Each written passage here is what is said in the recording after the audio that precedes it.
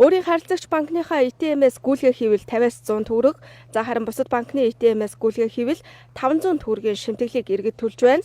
Харин банк хооронд гүйлгээ хийвэл 2000 төгрөг.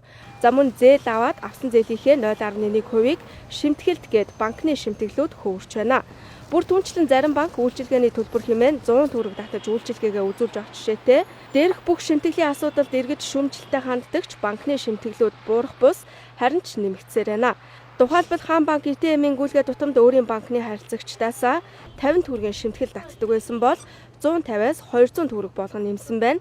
ATM-ийн дэлгэцэн дээр ийхүү шимтгэлийн дүн 50 төгрөг гэж гарч байгаа боловч иргэд дансны мэдээлэлээ мөнгө авсныхаа дараа шалгахад 150-аас 200 төгрөг данснаас нь хасагдсан байгаа юм а. Ийхүү Хаан банк харилцагчдаасаа хулгай хийж байна хэмээн иргэд бид бүхэнд ATM-ээс үйлчилгээ авахын өмнөх дансны мэдээлэлээ мөн мөнгө авсны дараах дансны дүнтэйгээ харьцуулан үзүүлж туршиж байсан юм а. Төрний шимтгэл авч байна. За би сая зүгээр 10,000 төгрөг авахд 10,200 болгоод хасагдсан байна данснаас.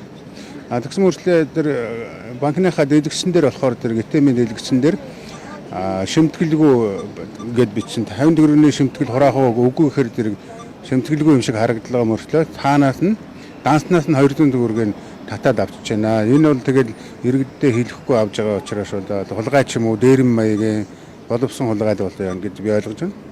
Тэр хүн чинь өдөрт хэд хэдээ авчаа 100 төгрөг 200 төгрөг 5,000-аас ахуулаад тэгээд хэдийг ч авна шүү дээ. Тэр болгонд нь 200 төгрөг л аваад идэв. Энэ Хаан банкны дээрэм юм да. Доор юм уу? Би тэгж ойлгож байна. Та сая бэлэн мөнгө ATM-ээс авч гүйлгээ хэлээ. Энэ дээр хэдэн төгрөгийн шимтгэл гэж гарч байна. Утсан дээр чи яаж гарч байна? Та хэлээд өгөх боломж байна уу? За би Хаан банкны ATM-ээр байнга үйлчлүүлдэг. Энэ дээр шимтгэл нь 50 төгрөг гэж гарч байгаа. Миний үлдэгдэл 776 төгрөг байсан. Үлдэгдэл нь түүнээс 626-аас надаас 150 төгрөгийн шимтгэл аваа явчихж байгаа байхгүй юу? Тий. Тэгэхээр надаас 50 төгрөг биш 100 төгрөг илүү аваа явчих. 150 өгдөг чинь. Тий. ATM-ээр өдөрт нэг удаа л үйлчлүүлэхэд нэг иргэн 100-аас 500 төгрөг зарцуулж байгаа энэхүү тоог сар жилээр нь тооцож үзвэл маш өндөр тоо гарч байгаа юм а. За банкуд харилцагчдаас шимтгэл нэрийдлэр татвар авч байна гэх маргаан үүсдэг боловч тодорхой үр дүнд хүрэхгүй байна. 2013 онд шудраг өрсөлдөөн хэрэглэгчийн төлөө газар энэ асуудлаар банкудад шалгалт хийж улмаар шимтгэлийг 50 төгрөгөөр бууруулж байсан байна. Харин одоогоор шалгалт хийх хэмжээнд иргэдээс олон тооны гомдол ирээгүй байна гэсэн юм а. За ер нь бол манай шудраг өрсөлдөөн хэрэглэгчийн газарт бол гомдлууд маш их ирдэг. Гэхдээ банк болон банкны үйл ажиллагаатай холбоотой гомдлууд бол бас бусад салбарыг ботох нь харьцангуй бол бага. Ихэнх нь бол нөгөө банкны зээлтэй холбоотой гомдлууд бол маш их ирдэг. Банкны зээлтэй холбоотой гомдлууд бол маш их ирдэг. За өнгөрсөн жилүүдэд манайхаас банкнаас зээл аваад бэлэн мөнгө авч байгаа тохиолдолд шимтгэлийн нэг хоёрыг бид нэр авж байгаа энэ гомдлыг шалгаад тухайн үедээ бид нэр энэ хууль бус хэрэглэгчийг хорхож байгаа гэсэн шийдвэр гаргаж олон нийтэд цацчихсан. Энэ ажиллагаа шат татны шүүхээр яваад ингээд эцсийн шийдвэр нь манай шийдвэрийг өгсгсөн шийдвэр гарсан байгаа. Энийг хэрэглэгчд нэлээд мэдж байгаа бах. Энэ асуудлыг бид нэр хөндөөгүй биш бол хүндсэн байгаа. За яг ATM-ээс үйлчилж байгаа тохиолдолд шимтгэлийн хураамж өндөр байна гэдэг асуудал бас нэр сэр ирж байна. Гэхдээ дийлэнх ихэнх гомдлууд нь байр цогтулаан залхааны төлбөр болон метр квадрат гэх мэтчлэн гомдлууд бол одоогийн байдлаар манад дийлэнх нь эзэлж байгаа.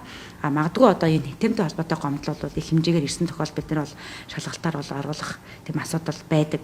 Өмнө нь манай шудраг өрсөлдөөн хэрэглэгчийн газраас яг энэ ATM-тэй холбоотой шимтгэлийн хураамж өндөр байгаа асуудал шалгалт хийгээд шимтгэлийн хураамжийг бууруулж ирсэн асуудал байгаа. За яг өнөөдрийн байдлаар энэ асуудлаар шалгалт хийгээгүй. Магадгүй энэс олон тооны гомдол ирсэн тохиолдолд манайх орох боломж байгаа. Харин Төв банкны зүгээс арилжааны банкуудын шимтгэл дээр хязгаар тогтоосон зүйл байхгүй гэж байгаа юм.